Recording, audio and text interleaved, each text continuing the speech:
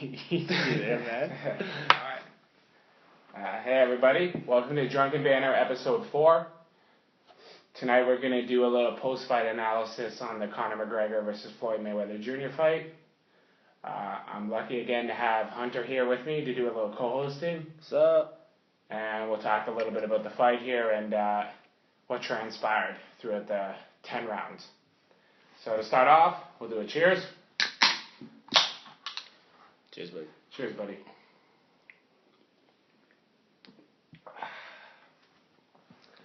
As always, we'll start off with a traditional joke of the day. So for this circumstance, we're going to head it over to Hunter, and he'll be able to tell us it. Alright, I just Google searched some jokes. This is a complete dad joke, and, whatever. But what's the difference between snowman and snow ladies? Snowballs. like what? Come on. How do you make holy water? You boil the hell out of it. Damn. This is it. No, okay. Oh, one too many. Come on. Come on. Too many. Too many. That was a bonus. Consider yourself lucky tonight. Enjoy those. We were both fortunate enough to catch the fight together. It lasted a solid 10. We got a couple fights tonight, didn't we? Yeah. Should we talk about that right now? The undercard? The prelim? I'm talking about the fight that happened in the bar, homie. Oh. That's what I'm talking about. At a Krabby Joe's, a fine established family restaurant. It was like a fucking college bar. Fights just broke out left, right, and center. It was nuts. Half of the bar must have been involved in that fight. Yeah, it really made the pay-per-view fight look like shit. And it wasn't the McGregor. So what happened? You obviously got the best view of it when you went out for your smoke. That's true. So we're gonna have to thank you to Maury Sting for that great break, but I was able to get a little insight into the fight, which started about Hunter, I swear, it was right in front of us. It was okay. So there was one table in front of us. I got a bow to the face.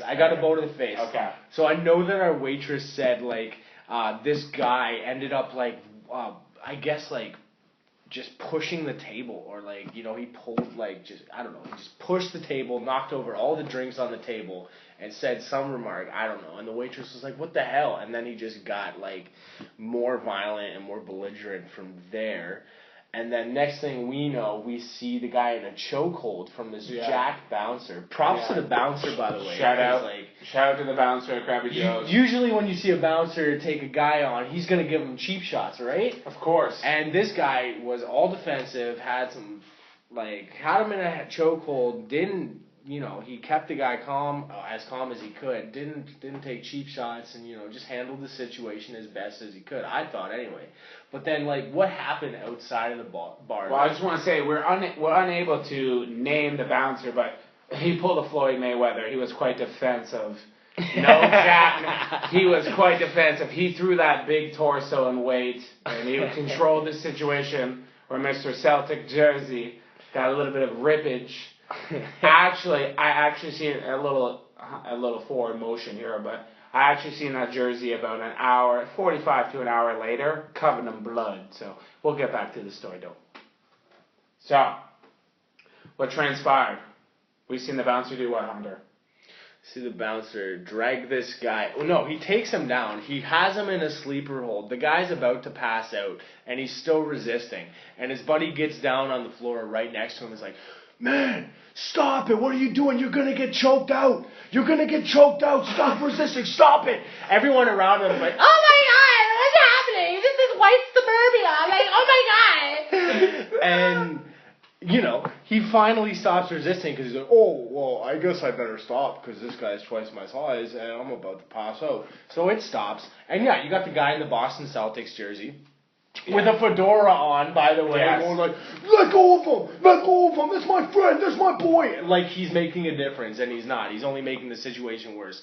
Anyway. And in the background, there was a few people like, fuck the guy in the fedora. And I was the like, guy in the fedora. I almost wore one, so Side note, Keaton was going to wear a fedora to the bar, and I'm like, man, you don't want that kind of attention. So he didn't. And that guy ended up with a bloody jersey, so I'm happy I went with that. Right? So anyway, fast forward 5 minutes, these guys ended up getting pulled outside. We were sitting in a booth where I was facing into the bar, and Keaton could see what was happening outside. And then within 5 minutes after that incident, Keaton's like, yo, they're about to go at it outside. I'm like, what are you talking about, man? I turn around, there's a commotion, there's like 3 or 4 bodies, you see some arms flailing and shit. And then within 10 seconds of that, Keaton's like, I'm going to go out for a smoke. I got to go out for a smoke, man. This is going to happen. This is going to go down. He gets up, and then, no word of a lie, 10, 15 seconds after that, half of the bar is flooding to the front entrance. Like, floodgates opened up, and shit is going down. People are picking up plants, like big plants. Big plants in big pots that are going to do some damage if you throw them at people. And people are tossing these things at one another. Like, people are assaulting one another. And then, what happened outside exactly? Because you were there. Alright, so I was able to do the cha-cha slide all the way outside for my nice ciggy. And as I was out there, I noticed a little commotion stirring up in the garden section. But the only problem out front is the garden isn't covered with grass, it's covered with rocks. So It's a nice rock garden. Yeah. It looks kind of classy for Crab and Joe's. Yeah, modern garden, for sure. As I went out, though, I noticed 2 gentlemen on top of this Boston Celtics jersey fan. By the way, he wasn't wearing a Zaya Thomas, so good for him, because he got traded recently. But he was initially getting beat upon. Maybe his slurs towards the bouncer, I believe it was civilians actually, or people, not the bouncer, attacking him. And what transpired was he actually grabbed a few rocks out of the garden, which was conveniently nearby, and they were actually hitting the gentleman on the face. That's not cool. Yeah, on top of the head. That's not cool. Yeah, it was quite vicious. So actually, it was as I was, dancing outside, I noticed this gentleman standing up, and he was covered in blood. Like, his whole skull was bleeding profusely. Jeez. And I made a few friends outside, and it was a girl's birthday, and she told me, she was a nurse, she's like, this guy immediately needs to see the ambulance. Don't call 911, or call 911, not for the police, but for the ambulance, because he was bleeding so much out of his head. Wow. Yeah, it was quite entertaining. But I noticed as the night progressed, yes, Floyd did fight Conor McGregor, but everyone at that scene was talking about this scuffle that occurred outside where a guy was all bloody, running into the back of the parking lot, where people were chasing him, security, etc. It was a violent scene. It was like a mob movie. But the guy unfortunately missed the main event. We were able to catch that. So yeah, we got two fights for the price of one. We did. Excluding the prelims and the other fights on the main card. But anyway, Keaton, what are your thoughts on the fight? How do you feel about it? Well, I'm kind of happy I didn't spend $100 just to view it from my house or somewhere else.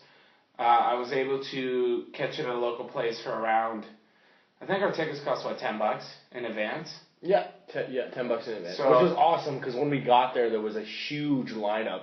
And we're like, holy shit, like, do all these people have tickets? And Keaton goes up to the last person in line. He's like, did you guys get tickets in advance? And the lady's like, no, you can do that? And he's like, holds up his ticket in her face. He's like, yeah, let's go. We going in. And we cut through everyone in that line. Oh my God, it was so funny. They hated us. Yeah, it was quite busy, so that's true too. Yeah, we had a little name tags, and I wore it like a convention. I was like, fuck it, I'm going to throw this in somebody's face. Why did I pay in advance? Yeah. Either or, for the price of $10, we got some appetizers, which were half price. Shout out to Crab and Joe's. Great service too, but we were able to catch it for, I think my total night expenditures were $60, and I guess including cab, always get home safe, was about $80. But either or, I was able to enjoy food, company of friends. Some in-house entertainment. I'm referring to the fight. Yeah. That was great entertainment. That would have been a UFC event. 165, we'll call it. Yeah. But it was a great event. It was a great time. But kind of to get into the fight a little bit more,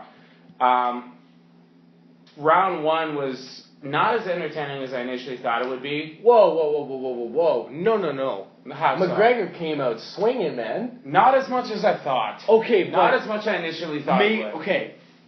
But, like, okay. I don't know. I was very impressed with how McGregor came out, but it was like Mayweather wasn't doing shit. He threw maybe a couple jabs. I think they said like McGregor for the record, it was jabs in with like within. It was a total in 3 minutes. He threw 6 punches in the round one. I remember this. Yeah. And Conor McGregor threw 36. That's nice. 30 to 36. That's nice. And McGregor was throwing the whole fucking tea kettle at Floyd Mayweather early, and he was absorbing, just absorbing, not throwing, absorb.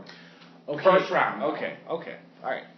That's how I felt. The first was it the first 2 or 3 rounds that were scored in McGregor's favor? It was the first 3 rounds that were in.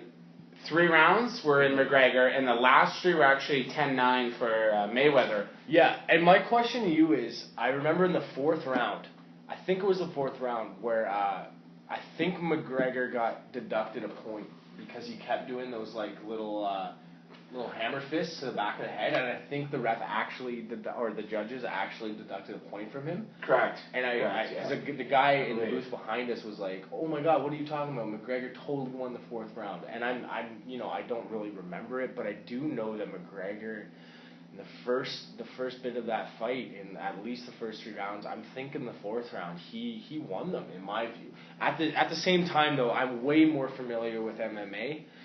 Not so familiar with boxing, but I don't know. Just from my experience with watching fights like that, I think McGregor won the first 4 rounds.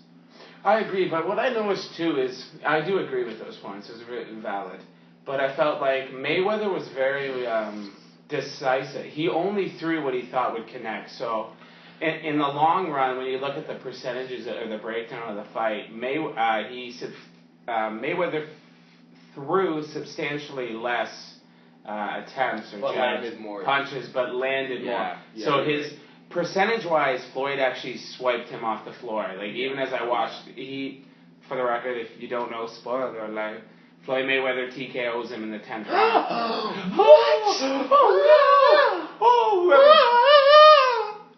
As long as you didn't put 500 on the fight, you'll be fine. Shout out to Keaton's friend. That's a fucking sucker.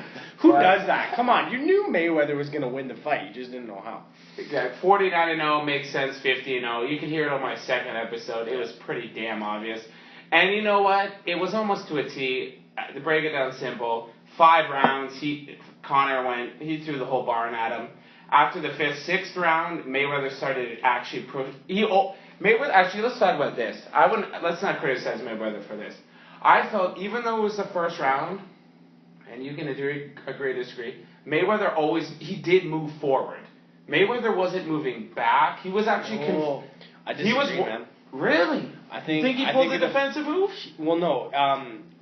Mayweather was fighting very reserved in the first couple of rounds, and I think he said it in his post-fight interview that was his game plan, was to just let McGregor unload and exhaust himself, trying to get those big shots in, and that's exactly what happened. And you could actually, I don't know if it was the 1st, 2nd, and 3rd round, but I know for a fact that first round, McGregor held that center ring. Correct. And he stood his ground, and he applied that pressure. But, if it's true that was Mayweather's plan throughout the entire fight, was to let him exhaust himself and then come at him in the later rounds, then he did it perfectly. He really did. I agree. It was executed right. Yeah. Exactly. But I mean, I also give mad props to having that strategy, because that strategy allowed us as an audience to observe a phenomenal fight. It was nothing short of entertaining. Agreed. I agree. Yeah, you couldn't ask for anything better. But excluding the fact that it may have have been stopped a little early, in our opinion. I think agree. we both share that same opinion. I'm not saying that McGregor had a chance to win the fight, but I think he had some more left in the gas tank. Just a little bit, yeah. But he was pushing to the limit. It was the 10th round, so no matter the outcome, Conor McGregor as an athlete should be, and I think Hunter and I would agree, he should be very proud of lasting 10 rounds with the best boxer. Yeah. Listener, he's the number one. He surpassed Rocky, Muhammad Ali. He surpassed him. He's 50-0. He's never lost, and he's never been knocked down in boxing. Yeah. No, yeah, He just absorbed the Celtic cross for fucking 10 rounds. Yes, he kind of wobbled, but he dances to the anthem and he gets it done. And I'm not too familiar with how Mayweather, like I said, MMA all the way. That's what I'm used to. That's what I watch. So I'm not too familiar with the boxing world. I did watch the Manny Pacquiao and Mayweather fight, but okay, what do you think's better? Do you think Manny? The The Pacquiao fight was disappointing. I agree. Everyone agree with that. There wasn't no show there. Mayweather even said that in his closing, in his exit interview. He said, "This is I gave the fans what they wanted. This is me making up for the Pacquiao fight." He did say that. That's correct. That's a fact. What was I gonna say? Sorry, you were talking about I believe the entertainment level of it, or. They were the commentators were saying that Mayweather wasn't fighting like his usual self.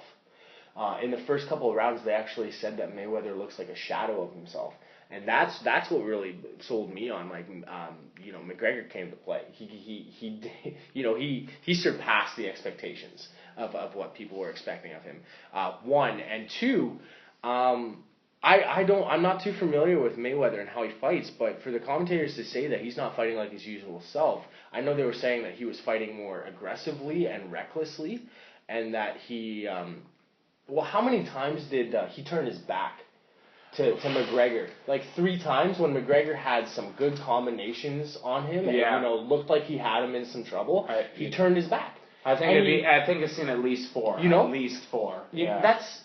So essentially, when McGregor was throwing the straight jab or the left overhook, he'd turn almost like they're dancing. Yeah. So by him turning, actually caused Conor to actually throw punches almost near the back of his head, which. But that's the thing is the ref has to stop the fight, right? As opposed to MMA, where you would just get him in the clinch and start feeding them bombs. So that completely, it shut McGregor down.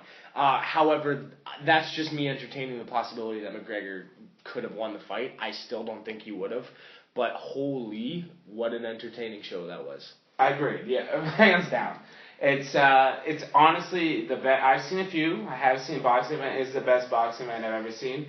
And the irony is, even Hunter and myself, when we went there, we didn't even know the undercard, but it brought enough energy, enough entertainment, and we were even more thrilled and pumped for that, like the final showdown. And it was.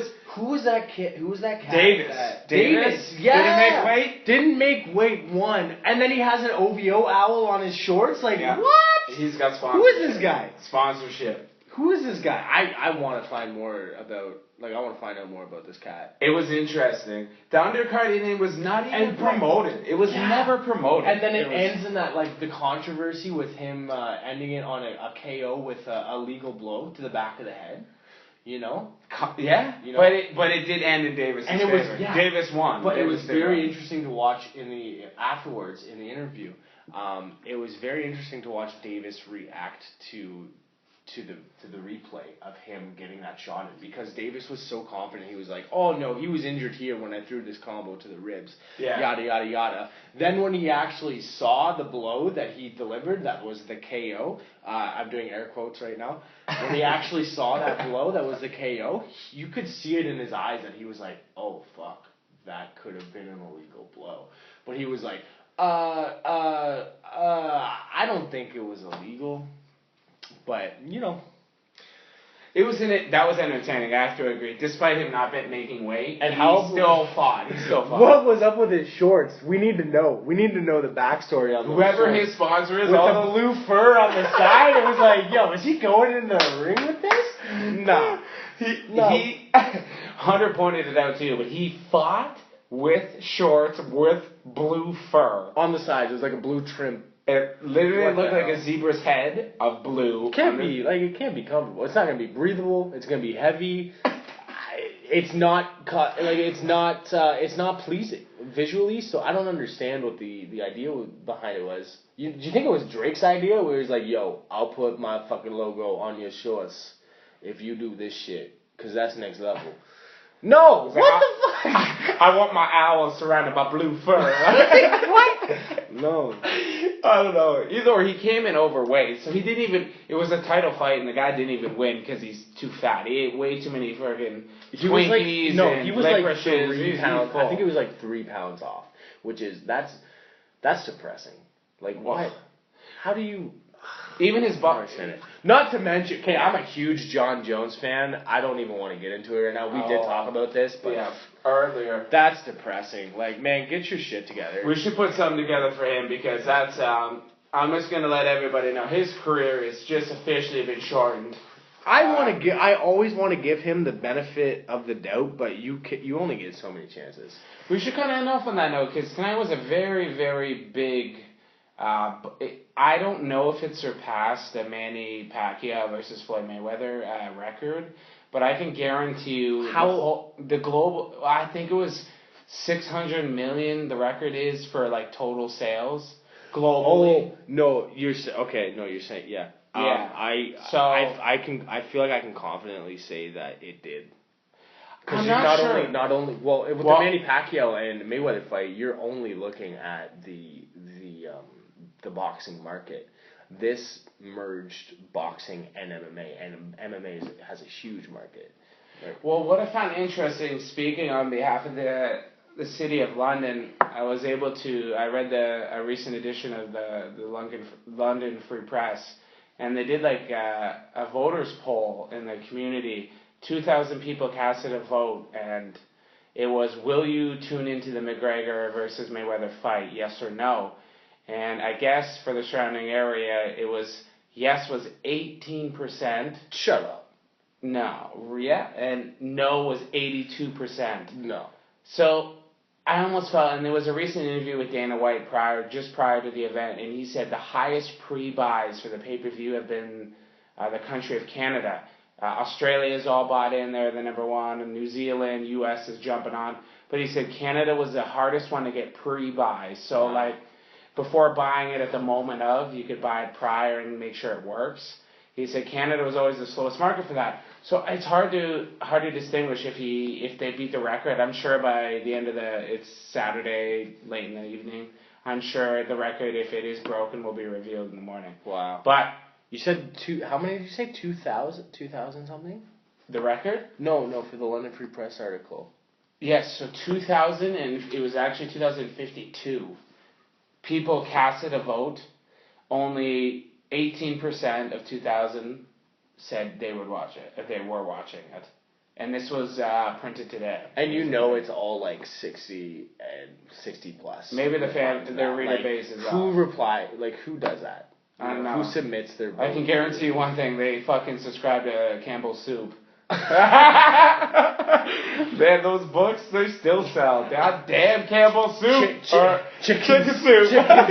Chicken soup for whatever soul. The teenage soul, the mother soul. Oh, totally the wrong. Second cousin soul. Like, no, yeah, I know what you were saying, though. Shout out to Campbell's Soup. They used to be in London, then they left. But back to your point though, but to speak on, just to conclude, great pay-per-view, not worth $100. I spent $60. I made my money. It was entertaining. 10th round TKO from Floyd Mayweather.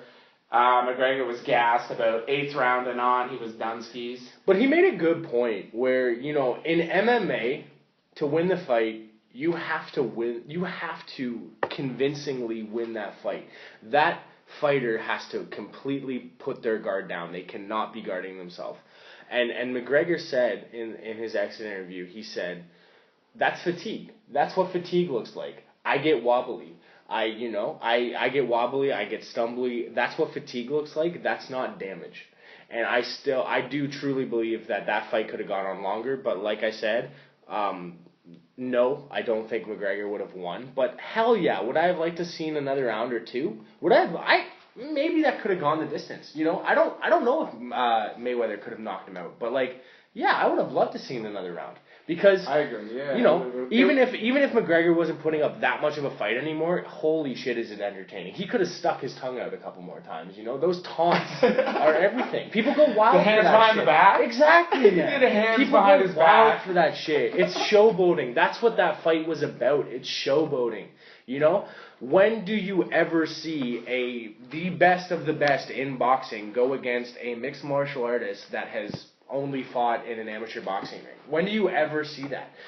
That fight was solely about the first time showboating. ever. Exactly. First It was time about ever. the showboating. It was about the hype. That's what that fight was about. And I don't think it was done yet. And you know, just because McGregor in his interview at the end, he didn't miss a beat. He didn't miss a step. He didn't seem phased. He had more energy in him. He had more gas in the tank. That's my opinion. Though I would have liked to see him, but I'm still very pleased with how it went. I was entertained. I could definitely tell though he utilized his training camp very well. He was prepared. I've seen him in MMA. He does run out of gas early, but he seemed very focused on the 3-minute rounds each round. He was prepared to go the distance. It was just.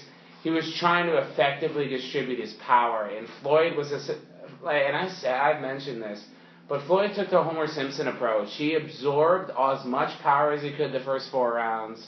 He took it all in, built up his anger, and he started attacking. And we watched. I say 7th round and on, it was Floyd Mayweather running the show, and Conor McGregor was backtracking like he's Usain Bolt into retirement. So it was a great effort. It was a great show.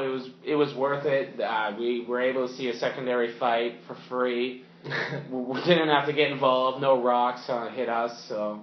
Oh, by the way, while you were out there witnessing that in-house entertainment fight, shout out to Demi Lovato. Holy shit, she killed that anthem, man. Yeah. I wish you were there. Okay, when she came on, like she was shaking. She was shaking. You could see the mic shaking in her hand, and then she brought up her other hand to steady it, to try to steady it anyway, and she was still shaking.